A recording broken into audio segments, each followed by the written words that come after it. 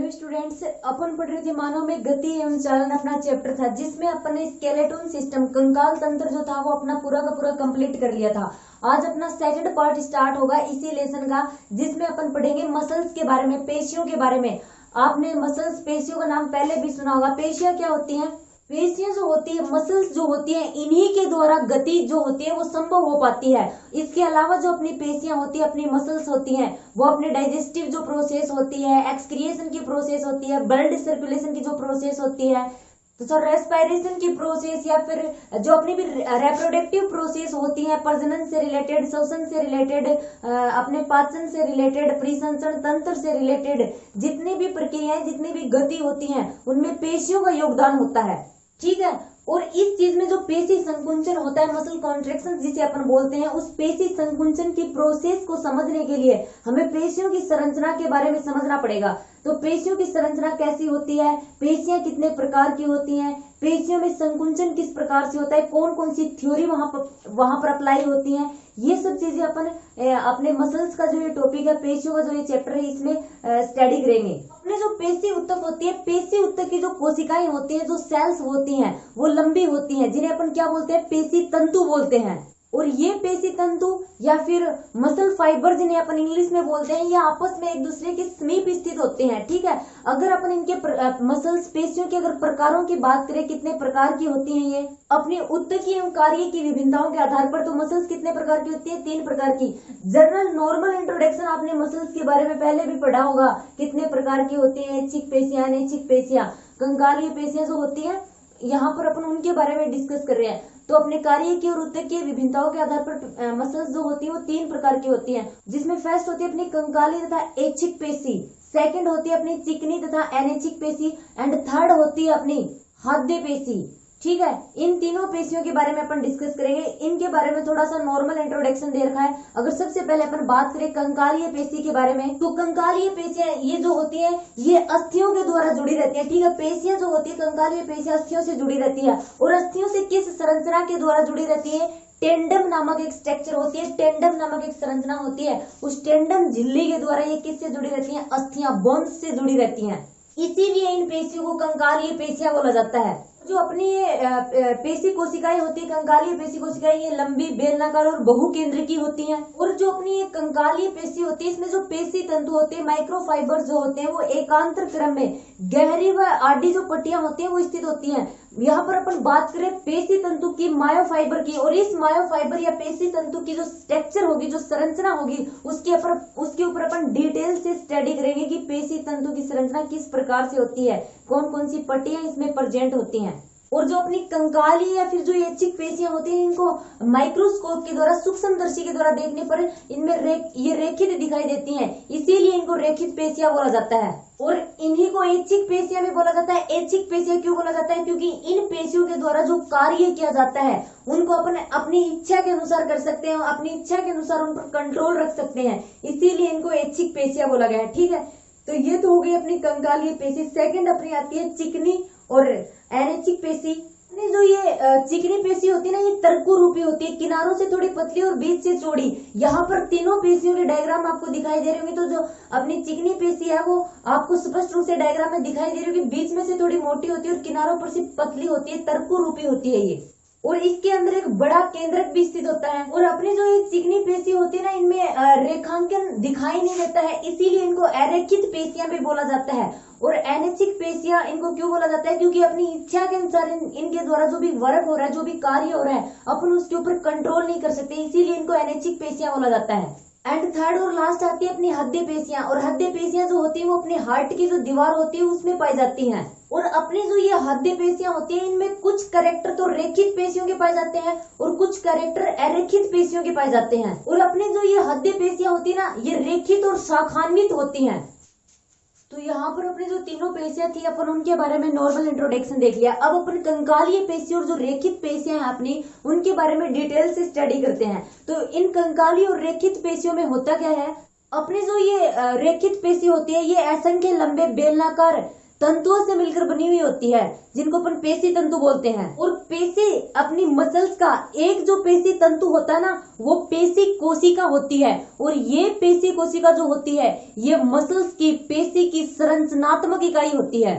और प्रत्येक पेशी तंतु जो होता है ना, वो चारों ओर से एक पेशी आच्छाद के द्वारा क्या रहता है, आश्रित रहता है, जिसको अपन क्या बोलते हैं, जिसको अंतः पेशी आच्छाद बोला जाता है, जिसको इंग्लिश में एंडोमाइसियम बोला जाता है। आपके बुक में इसका कोई भी डायग्राम नहीं है, मतलब पेशी यहाँ पर जो ये अपनी कंकाल पेशी के जो पेशी आच्छाद आएंगे इनके बारे में, लेकिन यहाँ पर अलग से मैं एक डायग्राम के थ्रू आपको ये बता रही हूँ कि इस प्रकार से ये स्ट्रक्चर होती है। जो पेशी तंतु होते हैं उसके अंदर इस प्रकार की संरचना होती है। और यहाँ पर डायग्राम में मैंने जिसको यहाँ पर क्लिक कर रखा है, ये अपना पेशी आच्छाद है, जिसको इंग्लिश में अपन बोलते हैं एंडोमाइसियम। और ये जो पेशी तंतु होते हैं ना, ये पेशी तंतु आपस में मिलकर रहते हैं, तो किसका निर्माण कर लेते हैं, पेशी पुल का निर्माण कर लेते हैं। और इस पेशी पुल को इंग्लिश में क्या बोला जाता है, फेसिकुलाई बोला जाता है। ठीक है। और फिर अपनी जो ये पेशी पुल या जो पुल्लिका होती है ना, ये संयोजी ऊतक के द्वारा चारों ओर से, संयोजी ऊतक की झिल्ली के द्वारा चारों ओर से घिरी रहती है। और उस झिल्ली को क्या बोला जाता है, परपेशी आच्छाद बोला जाता है। ठीक है, उसको अपन बोलते हैं परपेशी आच्छाद। जो अपनी कंकालीय पेशी होती है, उस कंकालीय पेशी में ऐसे कई पुल जो होते हैं, वो कई पुल एक साथ मिलकर रहते हैं और उसके चारों ओर पे संयोजी ऊतक का एक आवरण पाया जाता है, पेशी आच्छाद एपिमाइसियम। ठीक है, तो ये तो होगी इसकी संरचना कंकालीय रेखित पेशी की। ठीक है, तो अब आगे अपने इस कंकालीय रेखित पेशी में डिस्कस करेंगे अपना नेक्स्ट जो पॉइंट होगा पेशी तंतु की संरचना के बारे में, क्योंकि अपन ने बार बार पढ़ा है पेशी तंतु के बारे में। और ये पेशी कोशिका भी होती है और अपनी मसल्स की संरचनात्मक इकाई भी होती है ये, तो इसकी स्ट्रक्चर जो है वो बहुत इंपॉर्टेंट है। तो इसमें सबसे पहले अपना पॉइंट आता है पेशी तंतु की संरचना। अपन देखेंगे पेशी तंतु की संरचना किस प्रकार से होती है। अपना मेन टॉपिक है पेशियों के बारे में, मसल्स के ऊपर अपन पढ़ रहे हैं। तो अपनी जो ये पेशी तंतु होती है, ये एक लंबी कोशिका होती है। और ये जो पेशी तंतु होती है, ये लगभग 1 से 40 मिमी लंबी होती है और 0.1 से 0.4 mm इसका व्यास होता है। और ये जो होती है, ये बहुकेंद्र की होती है। और अपनी ये पेशी कोशिका सार्कोलेमा के द्वारा आवृत रहती है। यहाँ पर मैं इसकी थ्योरी बता रही हूँ आपको, यहाँ पर आपको डायग्राम के अंदर इसकी पूरी की पूरी स्ट्रक्चर शो हो रही होगी बिल्कुल क्लियरली। इसमें H बॉन्ड पाया जाता है, I बॉन्ड पाया जाता है, A बॉन्ड पाया जाता है। वो सारे के सारे बॉन्ड आपको डायग्राम में, अपने बुक के डायग्राम में क्लियर नजर आ रहे होंगे। सबसे पहले अपन इसकी थ्योरी देख लेते हैं, फिर अपन डायग्राम पे बात करेंगे। इस पेशी कोशिका के अंदर जो तरल कोशिका द्रव्य पाया जाता है, उस तरल कोशिका द्रव्य को पेशी द्रव्य बोला जाता है। उस पेशी द्रव्य को अपन इंग्लिश में बोलते हैं सार्कोप्लाज्म। ठीक है, सार्कोप्लाज्म क्या होता है, पेशी कोशिका के अंदर पाया जाने वाला कोशिका द्रव्य पेशी द्रव्य या फिर सार्कोप्लाज्म कहलाता है। और इन पेशी द्रव्यों के अंदर क्या पाए जाते हैं, असंख्य पेशी तंतु पाए जाते हैं, माइटोकॉन्ड्रिया पाए जाते हैं, सार्कोप्लाज्मिक रेटिकुलम उपस्थित होती है। प्रत्येक पेशी तंतु का व्यास 1 से 2 माइक्रोन तक का होता है। और ये जो पेशी तंतु होते हैं, इनमें एकांतर क्रम में क्या पाई जाती हैं, रेखाएं, पट्टियां पाई जाती हैं। इसीलिए तो इनको रेखित पेशियां बोला था अपन ने। इसके अंदर एकांतर क्रम में हल्की तथा गहरी आडी पट्टियां उपस्थित होती हैं। जो गहरी पट्टियां उपस्थित होती हैं, उन गहरी पट्टियों को क्या बोला जाता है, ए पट्टियां बोला जाता है। ठीक है, जो गहरी पट्टियां होती हैं, यहाँ डायग्राम में आपको दिखाया भी होगा। सबसे पहले एक हाथ है, हाथ के अंदर मसल्स दिखाई गई है। फिर उस मसल्स से को मतलब उस मसल्स को अपन ने बाहर लिया है, उसको क्लियरली शो करने के लिए कि इसके अंदर क्या क्या होता है। ये जो पूरा का पूरा बंडल जो मसल्स हाथ में दिखाई गई है, इसको क्या बोला जाता है, इसको पेशी पुलिका बोला जाता है। और इस पेशी पुलिका में अपन छोटे से पार्ट का अध्ययन कर रहे हैं। यहाँ पर बी जो है ये पेशी पुलिका है और सी जो है इस बी से छोटा सा पार्ट लिया गया है। उस छोटे से पार्ट की अपन डिटेल से स्टडी कर रहे हैं। इस छोटे से पार्ट को जिसे पेशी पुलिका से लिया गया है, क्योंकि पेशी पुलिका जो होती है उसमें पेशी तंतु उपस्थित होते हैं। और उस पेशी तंतु की जो संरचना है, अपन इस पेशी तंतु की संरचना के बारे में पढ़ रहे हैं। तो ये हल्की और जो गहरी पट्टियां हैं, जो आडी उपस्थित होती हैं, ये इस पेशी तंतु में उपस्थित होती हैं। और फिर इस पेशी तंतु के अंदर आपको बिल्कुल छोटे छोटे दिखा रखे हैं। जो गहरी पट्टी है, उस गहरी पट्टी को ए बॉन्ड नाम दिया गया है। जो हल्की पट्टी है, उस हल्की पट्टी को आई बॉन्ड नाम दिया गया है। जो आई बॉन्ड या फिर आई पट्टी होती है, इसके अंदर एक पतली गहरी रेखा पाई जाती है, जिसको क्या बोला गया है, जिसको जेड लाइन बोला गया है। और अपनी जो ये ए पट्टी होती है, जिसको अपन ए बॉन्ड भी बोलते हैं, इसका मध्यवर्ती भाग जो होता है वो कम गहरा होता है, जिसके कारण जो वो कम गहरा जो क्षेत्र होता है उसको क्या बोला जाता है, उसको एच क्षेत्र बोला जाता है। और इस एच क्षेत्र के अंदर भी एक बहुत पतली महीन रेखा पाई जाती है, और उस रेखा को, उस लाइन को अपन क्या बोलते हैं, एम रेखा या फिर एम लाइन बोला जाता है उसको। फिर अपनी एक जेड रेखा से दूसरी जेड रेखा के बीच का जो एरिया, बीच का जो क्षेत्र होता है ना, वो क्षेत्र क्या कहलाता है, सार्कोमियर। और सार्कोमियर जो है ये एक बहुत ही इंपॉर्टेंट नाम मान लीजिए आप। ये सार्कोमियर अपन पेशी तंतु की छोटी क्रियात्मक इकाई बोल सकते हैं। मसल्स के कॉन्ट्रैक्शन के लिए, मसल्स के संकुंचन के लिए जो ये सार्कोमियर होता है, ये ही सबसे ज्यादा इंपॉर्टेंट रोल प्ले करता है। अगर अपन पेशी तंतु जो है, उस पेशी तंतु के इलेक्ट्रॉन माइक्रोस्कोप या सूक्ष्मदर्शी के द्वारा अपन डिटेल से उसकी स्टडी करते हैं ना, तो उसमें दो मायोफिलामेंट दिखाई देते हैं। वो दो मायोफिलामेंट जो होते हैं वो अनुदैर्घ्य रूप में स्थिर होते हैं। तो इसमें प्राथमिक फिलामेंट और द्वितीयक फिलामेंट होते हैं। प्राथमिक फिलामेंट जिनको मोटे फिलामेंट भी बोला जाता है, द्वितीयक फिलामेंट जिनको पतले फिलामेंट, जो पतले फिलामेंट होते हैं। जो प्राथमिक और मोटे फिलामेंट जो होते हैं ना, वो किससे मिलकर बने होते हैं, मायोसिन प्रोटीन से मिलकर बने होते हैं, जिनका व्यास जो होता है वो लगभग अप्रोक्सीमेटली 100 एंगस्ट्रम तक का होता है। और ये जो मायोफिलामेंट होते हैं, मोटे मायोफिलामेंट जो मायोसिन प्रोटीन के बने होते हैं, ये ए पट्टियों पर स्थित होते हैं। अब अगर अपन बात करें द्वितीयक या पतले फिलामेंट, ये किसके बने होते हैं, एक्टिन प्रोटीन के बने होते हैं, और इनका व्यास लगभग 50 एंगस्ट्रम तक का होता है। ठीक है, मोटे फिलामेंटों का व्यास कितना होता है, लगभग 100 एंगस्ट्रम, और इनका 50 एंगस्ट्रम। और अपने जो ये पतले फिलामेंट होते हैं, ये जेड रेखा से एच क्षेत्र तक फैले रहते हैं। ठीक है, ये तो हो गई अपनी पेशी तंतु की सूक्ष्म संरचना, उसकी स्ट्रक्चर के बारे में अपन ने स्टडी किया है। उसमें ए बॉन्ड पाया जाता है, आई बॉन्ड पाया जाता है, जेड लाइन पाई जाती है, एच क्षेत्र पाया जाता है, एम रेखा पाई जाती है, सार्कोमियर्स पाए जाते हैं, मोटे एंड पतले फिलामेंट्स पाए जाते हैं। मोटे फिलामेंट जो होते हैं वो मायोसिन प्रोटीन से मिलकर बने होते हैं, पतले फिलामेंट जो होते हैं वो अपने एक्टिन प्रोटीन से मिलकर बने होते हैं। इस संरचना के बाद में सेकंड अपन डिस्कस करेंगे अपना संकुचनशील तंत्र, जो उसकी आणविक संरचना का अध्ययन। सेकंड है अपना संकुचनशील तंत्र की आणविक संरचना।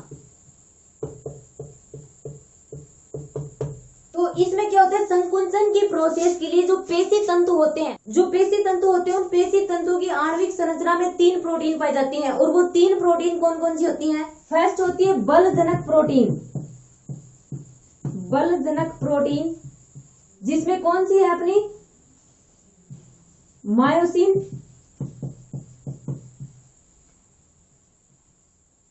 सेकंड है अपनी एक्टिन। यहां पर फर्स्ट होगी अपनी बलजनक प्रोटीन, सेकंड अपनी होगी नियंत्रक प्रोटीन। ये भी 2 प्रकार की होती है, ट्रोपोमायोसिन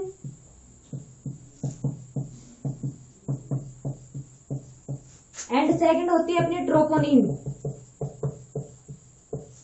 एंड थर्ड और लास्ट है अपनी संरचनात्मक प्रोटीन।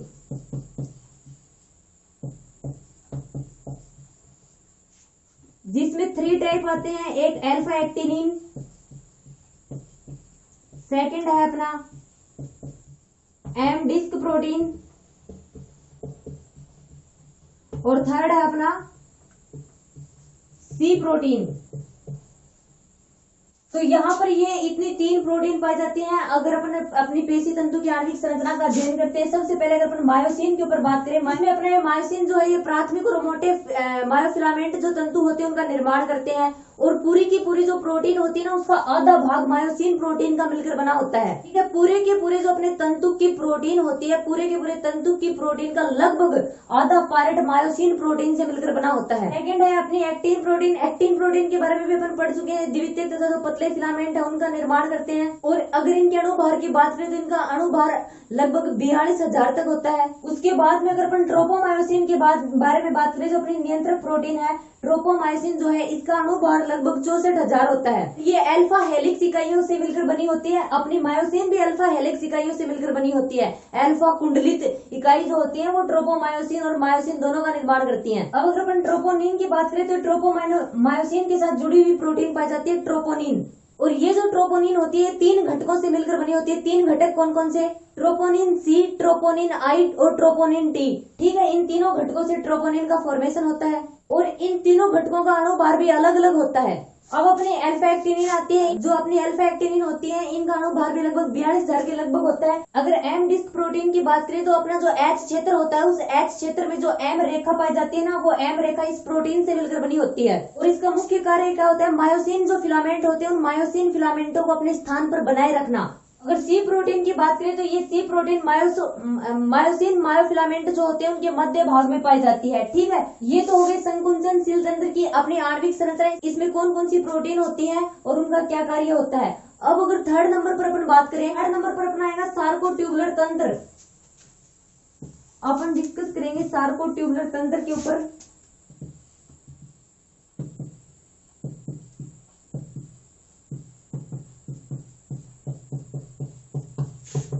तो अपना ये सार्कोट्यूबुलर तंत्र जो होता है, ये टी सिस्टम, जिसको टी तंत्र बोला जाता है, टी तंत्र एंड पेशी द्रव्य जालिका से मिलकर बना होता है। ठीक है, टी तंत्र और पेशी द्रव्य जो जालिका होती है वो मिलकर किसका निर्माण करती है? सार्कोट्यूबुलर तंत्र का निर्माण करती है। अपना जो ये टी तंत्र होता है, इस टी तंत्र में अनुप्रस्थ नलिकाएं पाई जाती हैं। इन नलिकाओं का संबंध किससे होता है? सार्कोलिमा से। अगर अपन बात करें पेशी द्रव्य जालिका की, तो प्रत्येक मायोफिलामेंट जो होता है, उस मायोफिलामेंट के चारों ओर अपनी जो अंतःप्रद्रवी जालिका जो होती है वो रूपांतरित होकर पेशी द्रव्य जालिका का निर्माण करती है, जो महीन नलिकाओं से मिलकर बनी होती है। अब सार्कोट्यूबुलर तंत्र के बारे में बाद में अपन बात करते हैं सार्कोसोम के बारे में। सार्कोसोम क्या होता है? अपनी जो पेशी कोशिका होती है ना, उस पेशी कोशिका के जो माइटोकॉन्ड्रिया होते हैं, वो माइटोकॉन्ड्रिया सार्कोसोम कहलाते हैं। पेशी कोशिका के माइटोकॉन्ड्रियो को ही क्या बोला जाता है? सार्कोसोम बोला जाता है। और इनका जो आकार होता है, जो साइज होता है ना, वो अन्य माइटोकॉन्ड्रिया से बड़ा होता है। लास्ट में फिफ्थ अपन बात करेंगे तंत्रिका पेशी संधि। तंत्रिका पेशी संधि, जिसको न्यूरोमस्कुलर जंक्शन भी बोला जाता है। और ये संधि क्या होती है? एक्चुअल में ये संधि जो अपनी मसल्स होती हैं, अपनी पेशियां होती हैं, पेशियों तथा पेशी तंतु के बीच में कार्य किए संपर्क होती हैं। तंत्रिका कोशिका के जो एक्सोन होते हैं, अपने इसके जो तंत्रिका कोशिका है, इसकी स्ट्रक्चर अपन ने पहले भी देखी है, जिसमें एक्सोन डेंड्रोइड्स ही उपस्थित होते हैं। तो तंत्रिका कोशिका के जो एक्सोन होते हैं वो कंकालीय पेशी में तंत्रिकायान करते हैं, और जो कंकालीय पेशी में जाते हैं उनको क्या बोला जाता है? प्रेरक तंत्रिका कोशिका बोला जाता है। जब इन तंत्रिका कोशिकाओं के एक्सोन सिरे पेशी तंतुओं के समीप पहुंचते हैं तो ये कई पतली शाखाओं में बढ़ जाते हैं, और इन शाखाओं के ऊपर माइलिन का अच्छद नहीं पाया जाता है। और फिर ये जो शाखाएं होते हैं, ये शाखाएं पेशी की जो सार्कोलिमा होती है उसमें अंतर्वलित हो जाते हैं। फिर अपनी जो एक्सोन के जो टर्मिनल सिरे होते हैं ना, वो एक घुंडी जैसी स्ट्रक्चर संरचना बना लेते हैं, और इन घुंडियों के अंदर क्या भरा रहता है? न्यूरोट्रांसमीटर भरा रहता है। और उस न्यूरोट्रांसमीटर का क्या नाम होता है? Acetyl choline. और यहाँ पर जो अपनी पेशी कोशिका होती है, उस पेशी कोशिका के ऊपर एक मोटर प्लेट पाई जाती है, जो क्या कार्य करती है? जो अपना न्यूरोट्रांसमीटर होता है ये एसिटोकोलिन, इसको इसके रिसेप्टर का कार्य करती है, इसको ग्रहण करने का, ग्राही का कार्य करती है। ये सब चीजें आती है अपनी तंत्रिका पेशी संधि के अंदर। ठीक है, अब आगे अपन डिस्कस करेंगे। यहाँ तक तो अपन ने पढ़ा था कि इसकी संरचना जो होती है पेशी मसल्स की, उसकी संरचना में क्या क्या होता है, फाइबर्स की स्ट्रक्चर कैसे होती है, संकुचनशील तंत्र की आणविक संरचना कौन सी होती है, इसमें कौन सी प्रोटीन पाई जाती है, सार्कोट्यूबुलर तंत्र क्या होता है, पेशी द्रव्य जालिका क्या होती है।